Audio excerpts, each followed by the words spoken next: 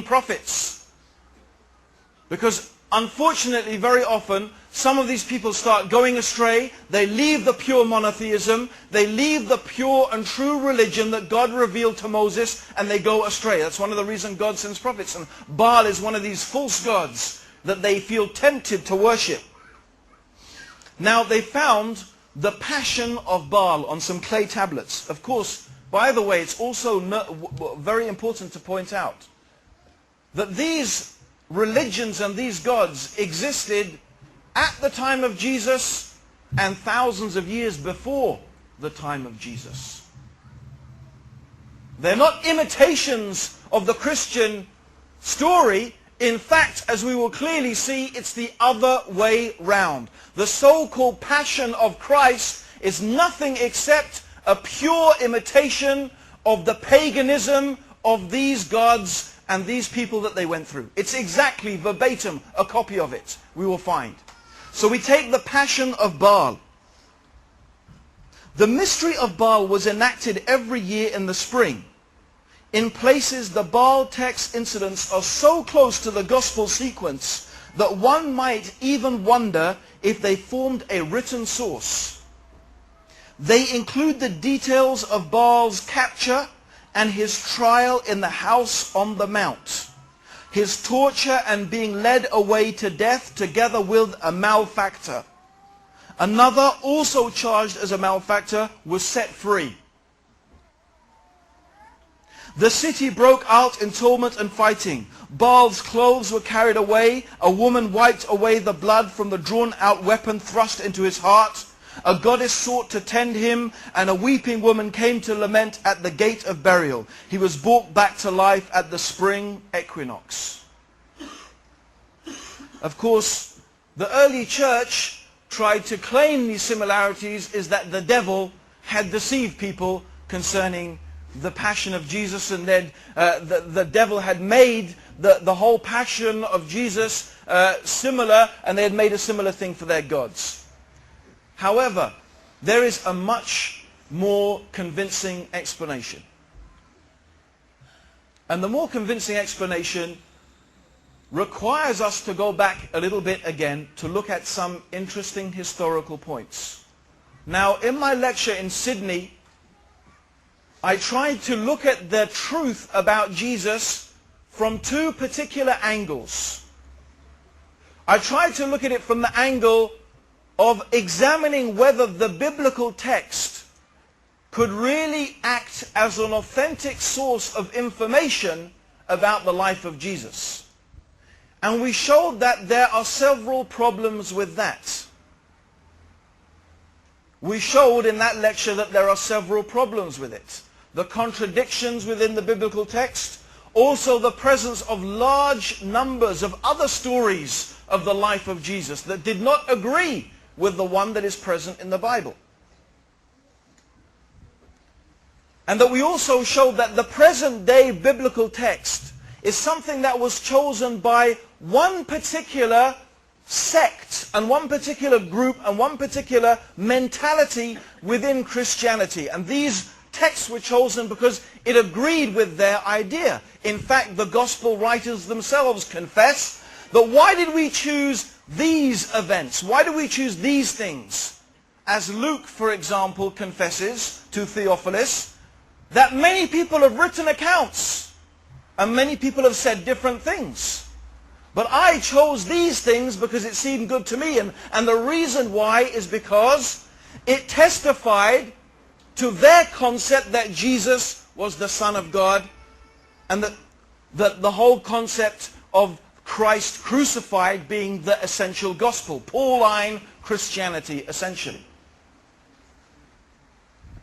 However, what we find is something very more interesting, which I didn't discuss in the former lecture, and this is something, one letter Q. Now, anyone who has studied a little bit about biblical scholarship will know and understand what Q is. Q actually is short for the German word Quell, and the German word Quell means source. A very interesting thing happened when some biblical scholars, Protestant biblical scholars, started examining the Gospels, they found that Matthew and Luke contained a lot of parallel information. In fact, a large number of sayings were almost identical and similar. Yet this information was not in Mark. Although they generally agree that Mark, in fact, is the oldest of the Gospels. So they tried to think, from where did Matthew and Luke get this information? Where were they getting this information?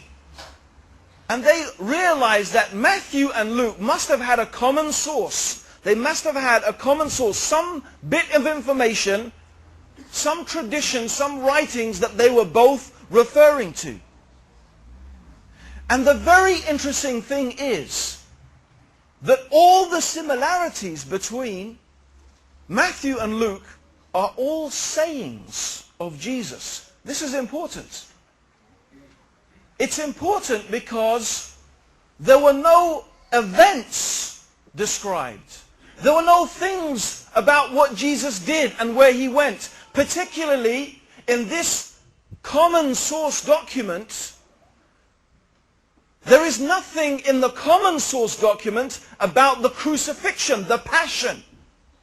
And that, for a minute, for quite a while in biblical scholarship, it didn't mean anything. They didn't really think about it until they discovered a gospel according to Thomas. They discovered the Gospel of Thomas. That was a gospel that was used and has been used by the Egyptian Coptic Church for hundreds and hundreds and hundreds of years. And this Gospel of Thomas was also a gospel that is what they call a sayings gospel. In other words, all it contained were sayings. Jesus said this and Jesus said that. And he said this and he said that. Nothing about what he did. It's all about just what he said.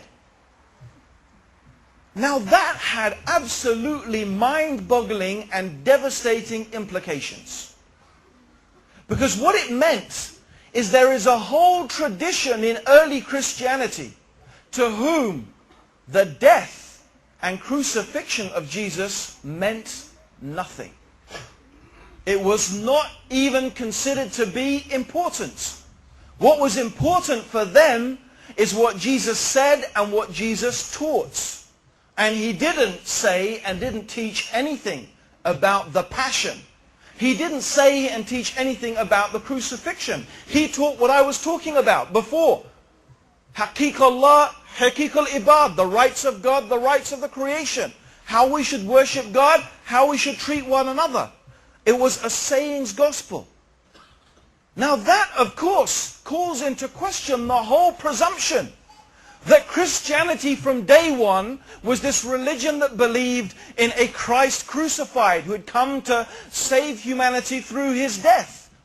Rather, it seems clear that early Christians considered what Christ said and what he taught about how to live really important. Whether he died and was crucified or not was almost totally irrelevant.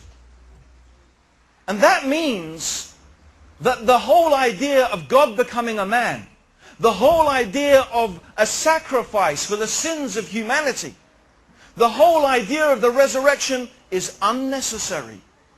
It is not relevant to what Jesus really said and what he taught. Yet that's the whole foundation of Pauline Christianity. And that's what we generally today call Christianity.